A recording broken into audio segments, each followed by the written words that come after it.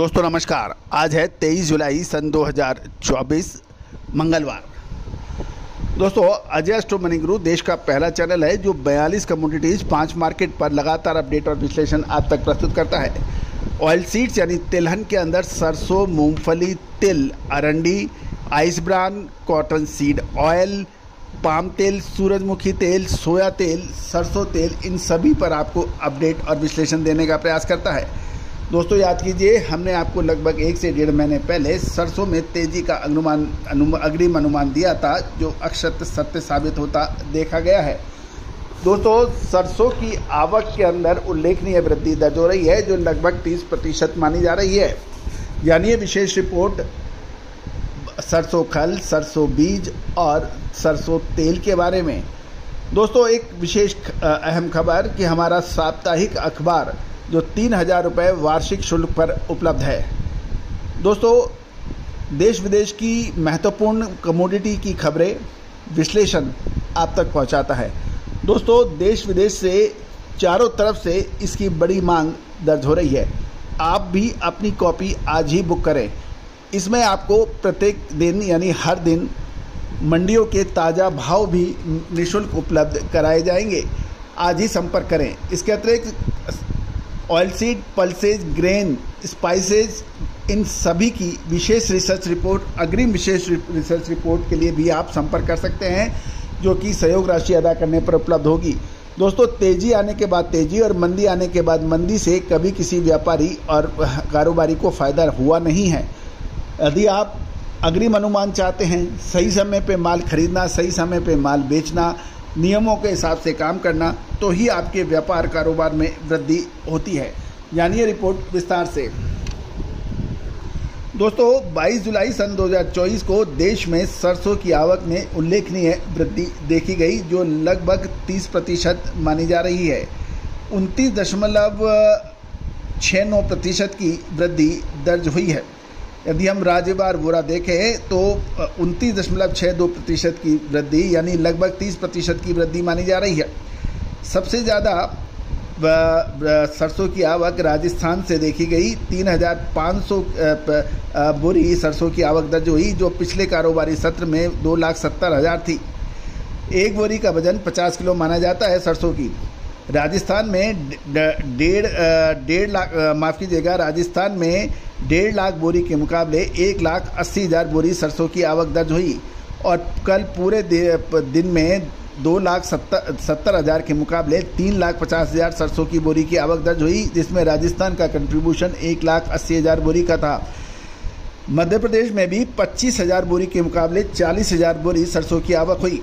उत्तर प्रदेश में 35,000 के मुकाबले 50,000 बोरी सरसों की आवक के समाचार हैं। हरियाणा और पंजाब में 10,000 के मुकाबले 15,000 बोरी सरसों की आवक के समाचार हैं। गुजरात में भी 10,000 के मुकाबले 15,000 बोरी की सरसों की आवक है, और बाकी राज्यों को मिला लें तो लगभग 40,000 के मुकाबले 50,000 सरसों की आवक के समाचार हैं। कुल 2,70,000 के मुकाबले 3,50,000 बोरी की आवक हुई, जो लगभग 29.62% अधिक मानी जाती है। दोस्तों सरसों तेल के अंदर भी उल्लेखनीय वृद्धि देखी जा रही है। सरसों कच्ची घानी तेल सरसों जयपुर के अंदर 1164 से बढ़कर 1167 से 1168 रुपये बताया जा रहा है। भरतपुर के अंदर भी 1154 के मुकाबले 1157 या 1158 रुपये के भाव सरसों कच्ची घानी। अलवर के अंदर भी 1154 के मुकाबले 1157 से 1158। कोटा के अंदर भी 1157 से 1158 के भाव हैं। मस्टर्ड ऑयल एक्सप्रेलर में भी 1100 जयपुर में 1154 के मुकाबले 1157 से 1158 रुपये। दिल्ली के अंदर कोई चेंज नहीं रहा। चरखी दादरी में भी कोई बड़ा चेंज नहीं रहा, जबकि अलवर और भरतपुर एरिया में 1148 से बढ़कर 1151 से 1152 बताए जा रहे हैं। साथ साथ यदि हम सरसों की बात करें, सरसों बीज के भाव, मस्टर्ड सीड के भाव जयपुर में 6,075 से बढ़कर 6100 से 6125 रुपये के भाव बताए जा रहे हैं। दिल्ली के अंदर कोई परिवर्तन नहीं रहा। 5,925 से 5,975 के भाव रहे। भरतपुर के अंदर 5715 के और अलवर के अंदर 5800 के भाव रहे। कोटा के अंदर 5100 से 5600 रुपये कल थे, जो 22 तारीख को 5100 से 5500 के भाव रहे। आगरा के अंदर 6350 से 6500 के भाव देखे गए। अब हम बात करते हैं सरसों खल की।